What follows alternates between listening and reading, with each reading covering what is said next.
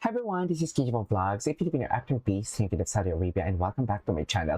Agad-agad gawa na ito reaction video ang Barda compilation. So without further ado, let's start this reaction video.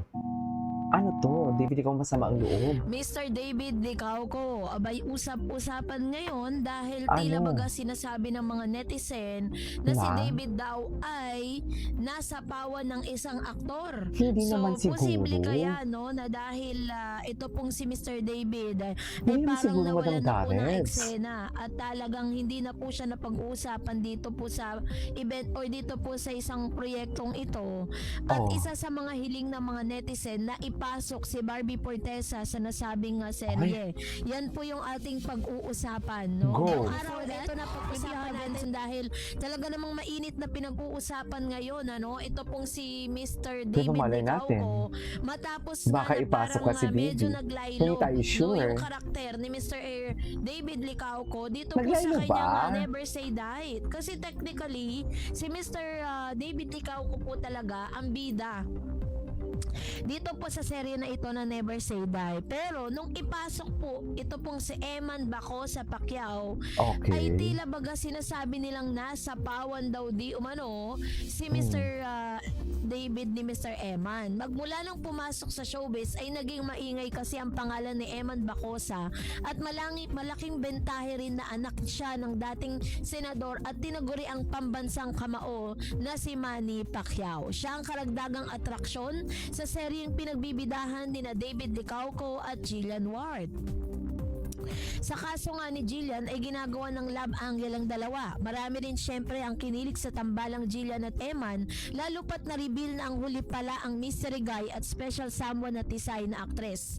Nag-react naman ng chismosong kapitbahay sa pagpasok ni Eman sa serye. Ay. Hirit ng mga netizen, nasa pawan daw Diyos ko, pati si Eman, nitong inaaway Nat nila. Davids ng Charek. boksingerong anak ni Pacman. Ay. Ito ang ilang say ng Hindi. mga netizen, ano? Una, Sabi niya sana yan, nagmamarunong. nasa Charot. pawan, Sabi niya sana no? talaga niya Nasa nagmamarunong. pawan si Mr. Aminin mo David, yan. Sabi niya Mr. talaga David nagmamarunong. Licauco. And then sinabi pa ng ilang mga netizen na Netizens. masusubukan ang werpa ni Eman kung Werpa? makakahatak siya ng views. May ibubukaga kaya sa pag-arte ang anak ni Pacman? Ang tanong, kagating kaya ng publiko ang love team nila ni Jillian? Diba Actually, sina David at kinakagat Jillian niya. ang mga bida sa serye, pero bakit alaga sa publicity si Big Guy? Part din ba ng Oh. promo yung ligawan nila? So yun. Yun po yung ilan sa mga pinag-uusapan ngayon sa social media. Kasi parang sinasabi tuloy ng mga netizen na nawalan na daw, no? Nawalan Hindi na daw ng parang naman. ito pong si Mr. David May Licauco storyline kasi ay yan nawalan eh. ng eksena, no? Parang sinasabi nila na imbis na si Mr. David Licauco ang parang May pag-focusan storyline doon kasi po yan, sa serye, ma'am.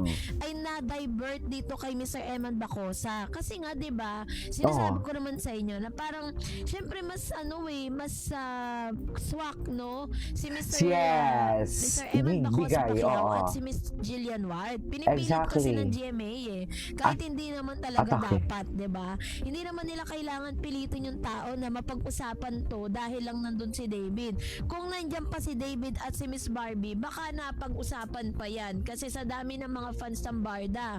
Kaso nga lang, mas pinili at mas binigyan po ng opportunity ng GMA si Mr. David kasi nga nag-experiment sila dahil nga si Barbie parang napagdesisyonan niya na magkaroon siya ng solo era project because meron siyang pinapatunayan. Gusto niya na Ah.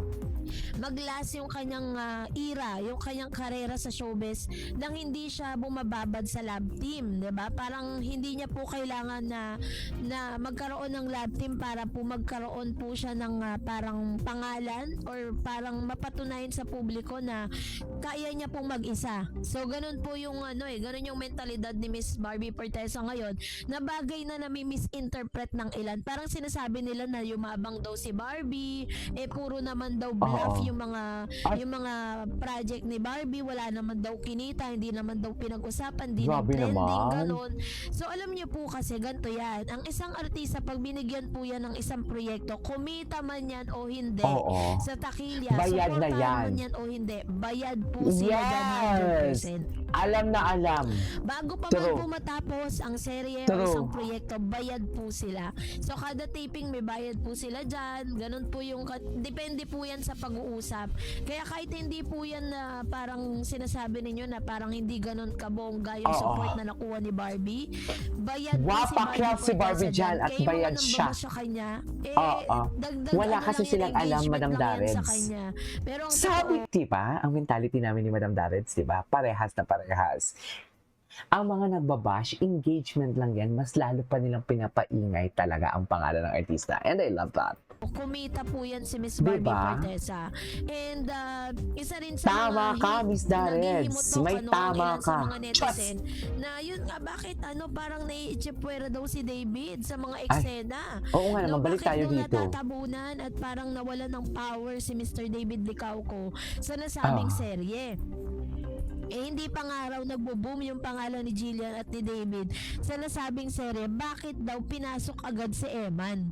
Yun nga po talaga yung purpose, 'di ba? Dahil nga hindi naman po masyadong pinag-uusapan ng tambalang Jillian at David, kaya nagpasok sila ng bagong character para i-save yung serye. Ay, Kasi bakit? hindi naman talaga ganun ka-trending. Hindi po Ma'am, ganun trending naman, ka-pinag-uusapan. ma'am. Hindi po ganun Trending kabongga naman, ang inilalabas ma'am. na mga Grabe resulta naman si ng ma'am. nasabing Charis. serye. Kaya po ipinasok siya. Pero Grabe it ka naman doesn't mean mag-real na talk, naitsipwera ma'am. na si David. Katulad po ng sinabi ko kay Miss Barbie Forteza, kumita man o hindi ang serye na yan, bayad si Mr. David True. Licauco. At namumuti ang aking sunscreen. Bottom line ng lahat, gusto po Ano? natin na magkaroon ng comeback. Itong si Yes. Barbie at si David Licauco. Hindi Yun man talaga po siya. sila ngayon magka-comeback. Kahit man lang i-guess, no? Or makita man lang yung suporta ni Barbie. Or makita man lang yung presensya ni Barbie at maramdaman ng Barda na Barda still exists, di ba? Para Yes. at least 100% po yung suporta. Kasi dahil nga po sumikat ang tambalang Barbie at saka David Licauco as Barda. So, pag pinag-solo era sila, may kanya-kanya silang fanbase. Imbes na 100% ang support na makukuha ng isang proyekto na pinagbibidaan ni David o kaya naman ni Barbie, nagiging scattered yung support. Nagiging hati. Hiwalay, May mga yes. sumusuporta, meron namang Hiwa-hiwalay. hindi. Pero kung magkasama sila, 'di ba?